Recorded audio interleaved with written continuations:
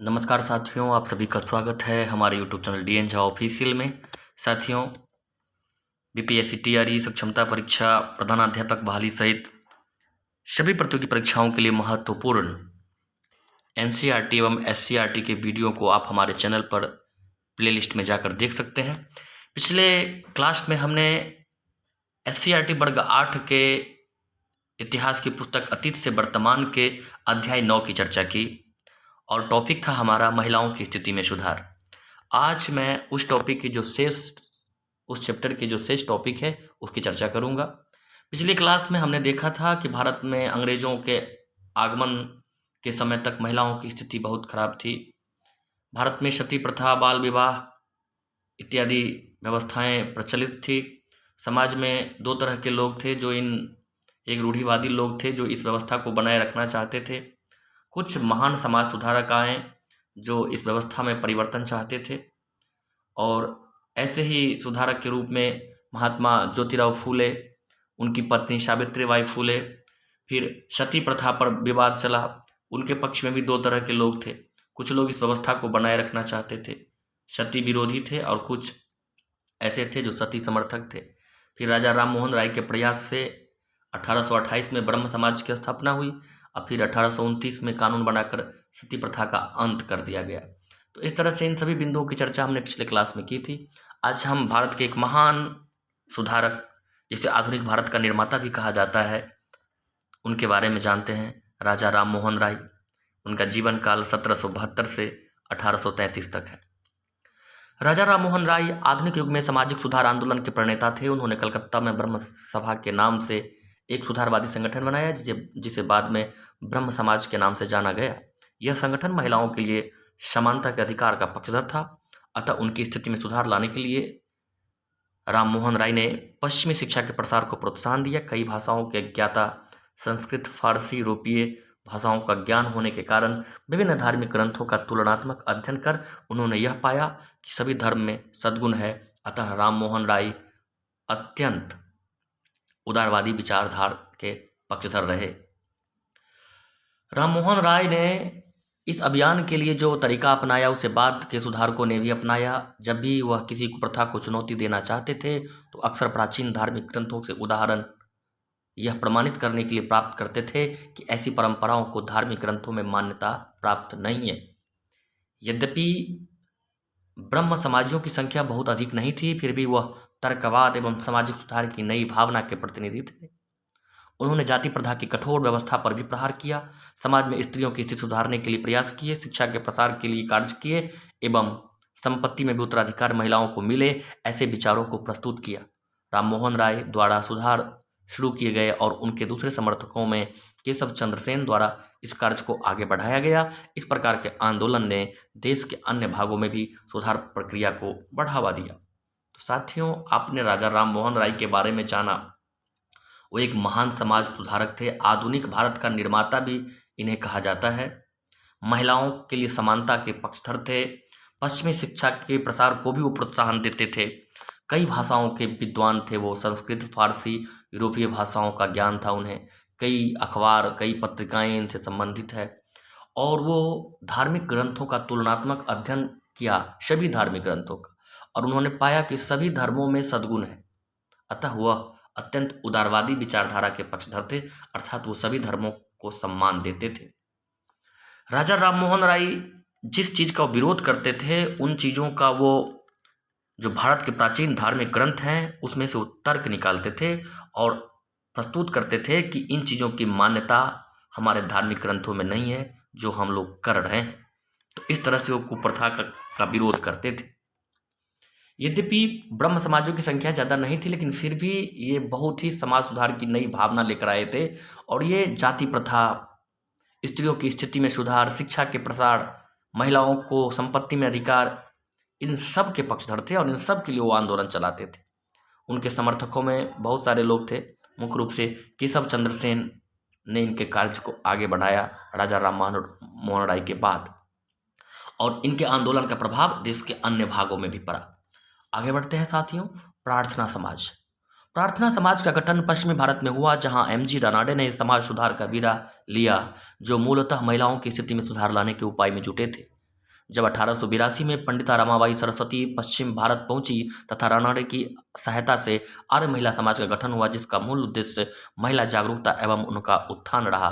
भारत महिला परिषद का गठन हुआ, जिसके पहले सम्मेलन में लगभग 200 महिलाओं ने हिस्सा लिया। तो साथियों, आप देखिए प्रार्थना समाज का गठन पश्चिमी भारत में हुआ और MG रानाडे उनसे जुड़े हुए हैं, प्रार्थना समाज से बीरा लिया और मूलतः महिलाओं की स्थिति में सुधार लाने के उपाय में वो जुटे। 1882 में पंडिता रमाबाई सरस्वती MG रानाडे की वो पत्नी थी। MG रानाडे ने प्रार्थना समाज की स्थापना में अपना योगदान दिया और 1882 में उनकी पत्नी ने पश्चिमी भारत पहुंची और वहां पर जो है ना आर्य महिला समाज का गठन हुआ। इसका भी उद्देश्य महिलाओं में जागरूकता लाना, उनका उत्थान करना था। और पहले सम्मेलन में प्रथम जो भारत महिला परिषद का गठन हुआ, जिसके पहले सम्मेलन में लगभग 200 महिलाओं ने हिस्सा लिया। आप इसे भी याद रखेंगे। अब ईश्वर चंद्र विद्यासागर को जानते हैं एवं विधवा पुनर्विवाह। ईश्वर चंद्र विद्यासागर का संबंध विधवा पुनर्विवाह से है। उनका जीवन काल 1820 से 1891 है। प्रसिद्ध समाज सुधारक ईश्वर चंद्र विद्यासागर के नेतृत्व में विधवा विवाह के पक्ष में आंदोलन चलाया गया, जिसके लिए उन्होंने प्राचीन ग्रंथों का हवाला दिया। ऐसा करते हुए वास्तव में ऐसे सामाजिक प्रचलन को समाप्त करना चाहते थे जिस पर धर्म की मुहर लगा दी गई थी। राजा राम मोहन राय की तरह ईश्वर चंद्र ने भी धर्म के वास्तविक रूप को इन सुधारों का आधार बनाने का प्रयास किया, ताकि ये सामाजिक बदलाव धर्म विरोधी नहीं लगे। ईश्वर चंद्र विद्यासागर को विधवा पुनर्विवाह का मान्यता प्रदान करवाने का श्रेय जाता है। अंग्रेज सरकार के तत्कालीन गवर्नर लॉर्ड डलहौजी ने उनके सुझाव को मानते हुए वर्ष 1856 में विधवा विवाह के पक्ष में एक कानून पारित कर दिया। विधवा पुनर्विवाह को एक वैधानिक मान्यता तो प्राप्त हुई, पर सामाजिक स्वीकृति के लिए लंबे समय तक कठिन परिस्थिति बनी रही। विधवा विवाह के विरोधियों ने ईश्वर चंद्र का भी बहिष्कार किया। विद्यासागर के प्रयासों ने सुधार की प्रवृत्ति को एक नया बल दिया, जिसके आधार पर बाद में एज ऑफ कंसेंट सहमति आयु विधेयक लागू हुआ, जिसने भारतीय परंपराओं का कड़ा विरोध किया। केशव चंद्र सेन ने इस कार्य को आगे बढ़ाया, जिसके परिणाम स्वरूप नेटिव मैरिज एक्ट पारित हुआ। इस कानून ने बहुविवाह का विरोध किया और विवाह की न्यूनतम आयु लड़कियों के लिए 14 वर्ष एवं लड़कों के लिए 18 वर्ष रखी गई। पर जब केशव चंद्र सेन ने अपनी अल्पायु बेटी का विवाह किया, तब भारतीय समाज में मौजूद विसंगतियां सामने आई। ब्रह्म समाज एवं आर्य समाज ने भी अपने संगठनों के द्वारा स्त्री उत्थान से संबंधित विषयों को पूर्ण समर्थन दिया। साथियों, विधवा पुनर्विवाह का संबंध ईश्वर चंद्र विद्यासागर से है। जिस तरह से आपने देखा कि राजा राम मोहन राय लॉर्ड बेंटिक के प्रयास से, राजा राम मोहन राय की सलाह पर लॉर्ड विलियम बेंटिक ने सती प्रथा का अंत करवाया, उसी तरह ईश्वर चंद्र विद्यासागर के प्रयास से लॉर्ड डलहौजी ने विधवा पुनर्विवाह के पक्ष में कानून बनाया, अर्थात विधवाओं को विवाह करने की अनुमति दी गई। इसके अतिरिक्त नेटिव मैरिज एक्ट पारित हुआ, जिसमें लड़कियों और लड़कों के विवाह की न्यूनतम आयु निर्धारित की गई। लड़कियां 14 वर्ष एवं लड़कों के लिए 18 वर्ष रखी गई थी। केशव चंद्र सेन ने अपनी अल्पायु बेटी का विवाह किया, तब भारतीय समाज में मौजूद विसंगतियां सामने आई। यानी केशव चंद्र सेन जो थे, उनको भी जो अपनी अल्पायु बेटी की शादी करनी पड़ी थी, तो इस तरह से वो सामाजिक विसंगतियां उनके मन मस्तिष्क में छाया और इस तरह से वो लोग सुधार करने के क्षेत्र में आगे बढ़े। अब रमाबाई के बारे में जानते हैं साथियों। संस्कृत की महान विद्वान पंडिता रमाबाई का मानना था कि हिंदू धर्म महिलाओं का दमन करता है। उन्होंने ऊंची जातियों की हिंदी महिलाओं की दुर्दशा पर एक किताब भी लिखी थी। उन्होंने पूना में एक विधवा गृह की स्थापना की, जो विधवाओं को स्वावलंबी बना सके। यह शारदा सदन के नाम से जाना गया। रमाबाई ने बाद में ईसाई धर्म ग्रहण किया एवं विधवा होने के बावजूद पुनर्विवाह किया, जिससे रूढ़िवादी खेमे के लोग असंतुष्ट हुए और उन्हें उस सम्मान से वंचित किया जो एक विद्वान को मिलना चाहिए। तो साथियों, पंडिता रमाबाई वो हिंदू धर्म में प्रचलित इन चीज़ों के विरोधी थी। महिलाओं के लिए बहुत सारा काम किया। पूना में एक विधवा गृह की स्थापना की, शारदा सदन के नाम से इसे जाना गया। ईसाई धर्म को बाद में ग्रहण कर लिया। विधवा होने के बाद भी पुनर्विवाह किया और इससे रूढ़िवादी जो भारत के लोग थे वो असंतुष्ट हुए और उसे विद्वान होते हुए भी उचित सम्मान नहीं दिया गया। आगे बढ़ते हैं साथियों। स्वामी दयानंद सरस्वती 1824 से 1875 उनका जीवन काल है। स्वामी दयानंद सरस्वती ने आर्य समाज की स्थापना की थी। आर्य समाज ने सामाजिक असमानता को दूर करने के हर संभव प्रयास किए, जिनमें मूल रूप से महिला उत्थान के लिए शिक्षा पर बल दिया गया। आर्य समाजी बाल विवाह का विरोध और विधवा पुनर्विवाह का समर्थन करते थे। वेदों को परम सत्य मानते हुए स्त्रियों के उत्थान तथा जाति प्रथा के बंधन को कमजोर करने में बहुत प्रभावकारी रहे। साथियों, स्वामी दयानंद सरस्वती ने आर्य समाज की स्थापना की, सामाजिक असमानता को दूर करने का प्रयास किए, मूल रूप से महिला उत्थान के लिए शिक्षा पर बल दिया। आर्य समाजी बाल विवाह का विरोध करते थे और विधवा पुनर्विवाह का समर्थन करते थे। जैसा कि आपने देखा, अधिकतर समाज सुधारक ऐसा ही सोचते थे। वेदों को परम सत्य मानते हुए स्त्रियों को उत्थान तथा जाति प्रथा के बंधन को कमजोर करने में उन्होंने काम किया। साथियों, उनका एक बहुत महत्वपूर्ण नारा है स्वामी दयानंद सरस्वती का, जो उन्होंने अपनी पुस्तक सत्यार्थ प्रकाश में दी है। सत्यार्थ प्रकाश में उन्होंने लिखा है, वेदों की ओर लौटो। आप सभी जानते होंगे स्वामी विवेकानंद का, स्वामी दयानंद सरस्वती का एक महत्वपूर्ण वाक्य है उनके द्वारा दिया गया, वेदों की ओर लौटो। ऐसा वो क्यों कहते थे? क्योंकि समाज में जितनी भी आडंबर था, जितनी कुप्रथा थी, वेदों में उसका प्रमाण नहीं था। इसलिए वो आर्य समाज की स्थापना के द्वारा और अपने पुस्तक सत्यार्थ प्रकाश के माध्यम से वो कहते थे वेदों की ओर लौटो। उनका तर्क ये था कि समाज में जो बुराइयां हैं, वेदों में इसका कोई प्रमाण नहीं है, इसलिए वो बार बार कहते थे वेदों की ओर लौटो। आगे बढ़ते हैं साथियों। स्वामी विवेकानंद, इनका जीवन काल 1863 से 1902। देख सकते हैं साथियों, बहुत ही अल्पायु में उनकी मृत्यु हो गई थी। जानते हैं उनके जीवन काल को। स्वामी विवेकानंद ने भारत के पिछड़ेपन और अवनति के लिए अपनी गुलामी, अशिक्षा और भविष्य के प्रति निराशा को जिम्मेवार माना। अपने देशवासियों की कमजोरियों के प्रति संकेत करते हुए विवेकानंद ने महिला उत्थान के लिए शिक्षा का माध्यम ही अपनाया। शिक्षा के प्रसार से ही वह महिलाओं की गरिमा को बनाए रखना चाहते थे, जिससे भारतीय संस्कृति का आदर पश्चिमी जगत में स्थापित हो सके। 1893 में अमेरिका के शिकागो नगर में आयोजित विश्व धर्म सम्मेलन में हिस्सा लेते हुए भारत की गूढ़ दार्शनिकता का प्रभाव स्थापित करने में उन्हें सफलता मिली। तो साथियों, आपने देखा स्वामी विवेकानंद के बारे में, वो अपनी गुलामी, अशिक्षा और भविष्य के प्रति निराशा को जिम्मेवार मानते थे, भारत के पिछड़ेपन का। महिलाओं के लिए उन्होंने शिक्षा को ही महत्वपूर्ण बताया कि शिक्षा के द्वारा ही महिलाओं की गरिमा को बनाए रखा जा सकता है। और वो 1893 में अमेरिका के शिकागो में जो आयोजित विश्व धर्म सम्मेलन थे, उससे उनको ख्याति मिली और वहाँ पर उन्होंने भारत की गूढ़ दार्शनिकता को स्थापित करने में सफल रहा। आगे बढ़ते हैं। सैयद अहमद खान, अल्पसंख्यक समुदाय के बीच भी महिलाओं की स्थिति में सुधार के कई प्रयास हुए एवं कई संगठन कायम किए गए। मुस्लिम समुदाय में जागरण की शुरुआत 19वीं सदी के पूर्वार्ध में सर सैयद अहमद खान 1817 से 98 ईस्वी द्वारा हुई। इस्लामी समुदाय में सुधार लाने के दृष्टिकोण से वे शिक्षा के विस्तार में लगे। महिला उत्थान के क्रम में सैयद अहमद ने बहुविवाह, पर्दा प्रथा तथा तलाक के परंपरागत नियमों में आधुनिकता के अनुसार संशोधन के विचार सुझाए, पर शिक्षा के क्षेत्र में उनके द्वारा लड़कों को प्राथमिकता मिली। इस कमी को शेख अब्दुल्ला ने पूरा करने का प्रयास किया और महिला शिक्षा पर बल दिया। मुमताज अली जैसे कुछ सुधारकों ने कुरान शरीफ की आयतों का हवाला देकर बताया कि महिलाओं को भी शिक्षा का अधिकार मिलना चाहिए। तो साथियों, यह है सर सैयद अहमद खान, जो अल्पसंख्यक अर्थात मुस्लिम समुदाय में समाज सुधार से जुड़े हुए हैं। उनका जीवन काल 1817 से 1898 है और उन्होंने जो बहुविवाह था, पर्दा प्रथा था, तलाक का जो परंपरागत नियम था, उसमें वो संशोधन के विचार सुझाए। उन्होंने पुरुषों की शिक्षा पर जोर दिया। हालांकि उसी एक और समाज सुधारक जो अल्पसंख्यक समुदाय थे शेख अब्दुल्ला, उन्होंने महिलाओं की शिक्षा पर बल दिया और उन्होंने बताया कुरान की आयतों में भी महिलाओं की शिक्षा को महिलाओं को शिक्षा का अधिकार मिलना चाहिए, ऐसा लिखा हुआ है। आगे बढ़ते हैं।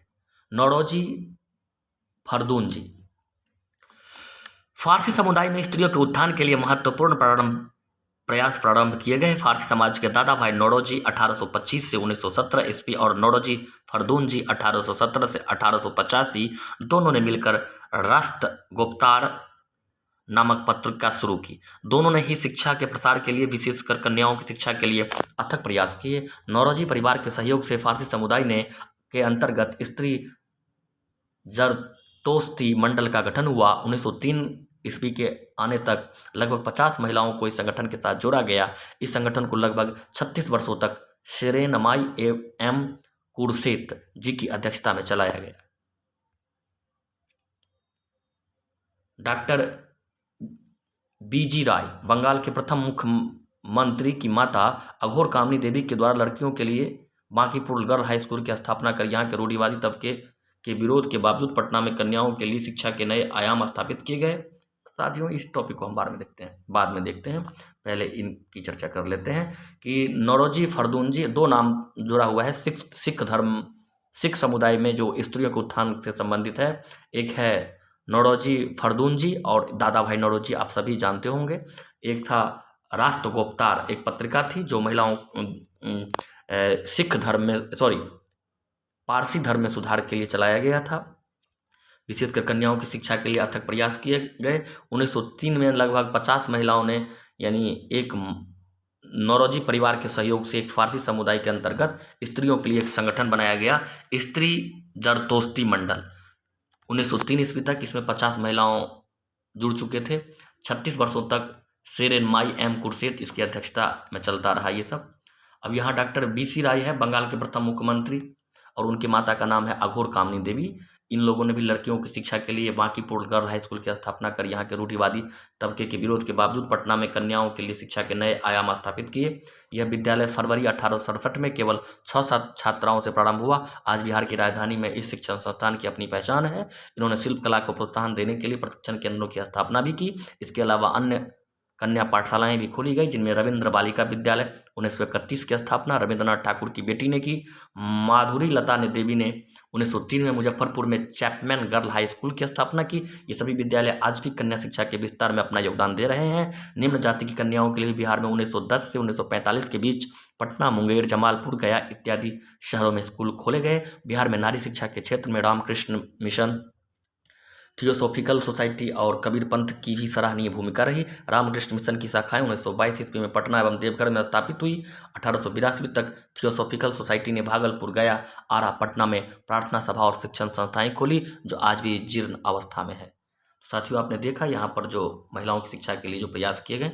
अब यहाँ बॉक्स में एक जानकारी दिया हुआ, उसे जानते हैं। शेख अब्दुल्ला और उनकी पत्नी बेगम वाहिद जहां के द्वारा अलीगढ़ कन्या विद्यालय खोला गया, जो बाद में अलीगढ़ मुस्लिम विश्वविद्यालय के अंतर्गत एक महाविद्यालय में परिवर्तित हुआ। बेगम रुकैया सखावत हुसैन ने कलकत्ता और पटना में मुस्लिम लड़कियों के लिए स्कूल खोले। याद रखिएगा, शेख अब्दुल्ला और उनकी पत्नी मिलकर के अलीगढ़ कन्या विद्यालय खोला। बाद में अलीगढ़ मुस्लिम विश्वविद्यालय के अंतर्गत उसी में एक महाविद्यालय के रूप में वो परिवर्तित हो गया। बेगम रुकैया सखावत ने कलकत्ता और पटना में मुस्लिम लड़कियों के लिए शिक्षा की व्यवस्था के लिए स्कूल खोले। आगे बढ़ते हैं साथियों। बाल विवाह एवं विवाह की उम्र।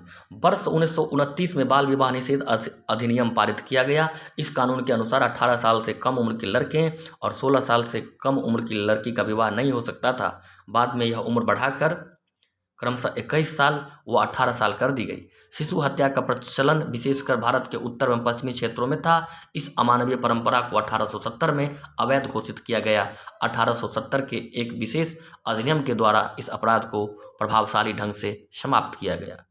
साथियों, आप यहाँ देख सकते हैं पहली जो पैराग्राफ में है कि जो बाल विवाह और विवाह की उम्र को के विषय में 1829 में बाल विवाह निषेध अधिनियम पारित किया गया।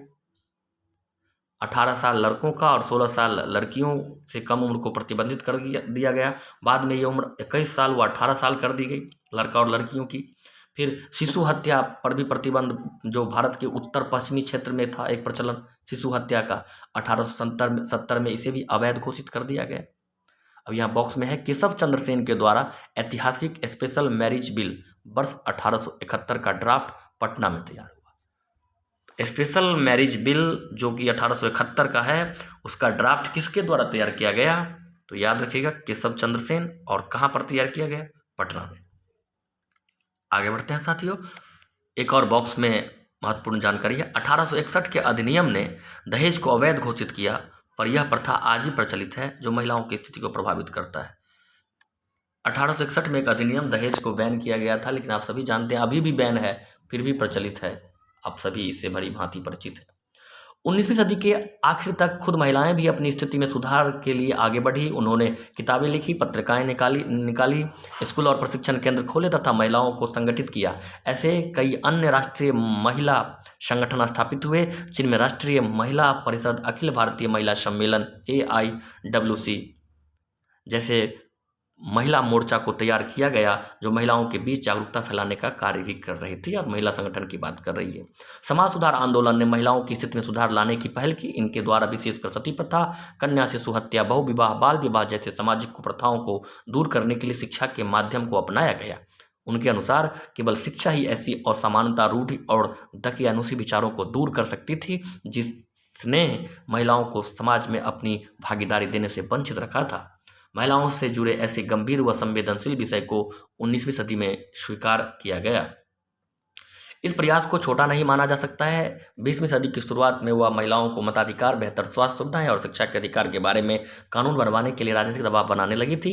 ऐसी संस्थाएं आज बहुत सक्रिय हैं और ऐसी बहुत सी सुधार योजनाएं राज्य के द्वारा संपोषित भी है। उनमें से कुछ महिलाओं ने 1920 के दशक से विभिन्न प्रकार के राष्ट्रवादी और समाजवादी आंदोलनों में भी हिस्सा लिया। महात्मा गांधी ने पहली बार राष्ट्रीय आंदोलन में महिलाओं की भागीदारी पर बल दिया एवं उनमें एक नया आत्मविश्वास जगाया। जवाहरलाल नेहरू ने महिलाओं के लिए अधिक स्वतंत्रता व समानता की मांगों का समर्थन किया। बिहार में बालिका साइकिल योजना ने भी कन्याओं को शिक्षा दर को आगे बढ़ाया। सभी जानते हैं साथियों, बिहार में बालिका शिक्षा जो साइकिल योजना है वो शिक्षा, महिलाओं में शिक्षा को बढ़ावा देने के लिए काफ़ी महत्वपूर्ण परिणाम दिया है। पंचायती राज व्यवस्था में 50% महिलाओं को आरक्षण दिया गया है। महिला सशक्तिकरण में ये भी एक बहुत महत्वपूर्ण कदम है। अनेक समाज सुधारकों ने महिलाओं के प्रति अपनाई गई असंवेदनशील परंपराओं को नकारा। उनके द्वारा महिलाओं के प्रति सहानुभूति रखी गई। विधवाओं को समाज में समानता और जीने के पूर्ण अधिकार के लिए उन्होंने प्रयास किए। सती प्रथा के अमानवीय स्वरूप का घोर विरोध किया। बहुविवाह, बाल विवाह जैसे अप्रासंगिक प्रचलन को भी समाप्त करने के उपाय किए गए। पर्दा प्रथा जैसी सामाजिक कुरीति को भी समाप्त करने का आह्वान महिलाओं ने किया, जो इस काल की बड़ी उपलब्धि थी। पर्दा प्रथा के द्वारा महिलाओं पर सामाजिक प्रतिबंध लगाया गया था। ऐसी परंपरा को तोड़ने का आह्वान महिलाओं द्वारा किया गया, जो इस काल की एक बहुत बड़ी उपलब्धि है। चूँकि महिलाओं को पहली बार समाज के मुख्यधारा से जुड़ने का अवसर मिला एवं महिलाओं के प्रश्न पर मानवतावादी दृष्टिकोण अपनाया गया। हालांकि महिलाओं की स्थिति में सुधार के उपायों में कुछ कमी पाई गई, जिससे ये प्रयास उच्च वर्ग की महिलाओं तक ही सीमित रहा। 20वीं सदी के आने तक जागरूकता की लहर महिला समाज तक पहुंच चुकी थी। उन्होंने स्वयं अपने अधिकारों के संघर्ष को आगे बढ़ाया, बीड़ा उठाया। चूँकि पुरुषों के द्वारा केवल उनकी स्थिति में सुधार के उपाय किए गए थे, ये उपाय भी सीमित एवं अपर्याप्त पाए गए। चूँकि नियंत्रण और सीमित उद्देश्य पर आधारित थे, ये आंदोलन समय के साथ साथ कम लगने लगे। महिलाओं ने अब स्वयं अपने उत्थान के साथ समानता के अधिकार प्राप्ति के लिए अपने संघर्ष को आज भी बनाए रखा है। आप सभी जानते हैं साथियों, महिलाओं को जब थोड़ी आज़ादी मिली तो स्वयं भी वो अपने आप को मजबूत बनाने के लिए आगे आए, अपने उत्थान के लिए आ गए। समानता के अधिकार के लिए संघर्ष आज भी चल रहा है। वर्तमान समय में भी महिलाएं अपने उत्थान तथा समानता के अधिकारों के प्रति काफ़ी सजग है। उनकी जागरूकता ने सरकार का ध्यान इस तरफ आकृष्ट कराया है। तो साथियों, अब इस चैप्टर से बनने वाले बहुत सारे प्रश्नों को हमने देखा। अब इन चैप्टर के अंत में जो बहुविकल्पीय प्रश्न दिया हुआ है उसकी चर्चा कर लेते हैं। स्त्रियों की असमानता की स्थिति पर पहली बार किसके द्वारा प्रश्न चिन्ह लगाया गया? आप सभी जानते हैं, अंग्रेजों के द्वारा। शिक्षा किस वर्ग की महिलाओं तक सीमित रहा? पहले प्रारंभ में शिक्षा उच्च वर्ग की महिलाओं तक ही सीमित रहा। कानून के द्वारा सती प्रथा का अंत कब हुआ? 1829 में सती प्रथा का अंत कानून के द्वारा कर दिया गया और बाल विवाह को भी निषेध कर दिया गया था 1829 में। विधवा पुनर्विवाह के प्रति किसने अपना जीवन समर्पित कर दिया? अभी चर्चा की, ईश्वर चंद्र विद्यासागर ने पूरे जीवन इसी के लिए काम किया। बाल विवाह निषेध अधिनियम किस वर्ष पारित हुआ? अभी चर्चा की हमने कि 1829 में ही सती प्रथा और बाल विवाह दोनों, इसका आंसर घ होगा। साथियों, कैसा लगा ये वीडियो कमेंट में ज़रूर बताइएगा। वीडियो को लाइक शेयर कीजिए, चैनल को सब्सक्राइब कीजिए और अपनी तैयारी को मजबूती प्रदान करने के लिए हमारे चैनल पर उपलब्ध सभी वीडियो को देखें। निश्चित रूप से आपकी तैयारी को बहुत ज़्यादा मजबूती मिलेगी।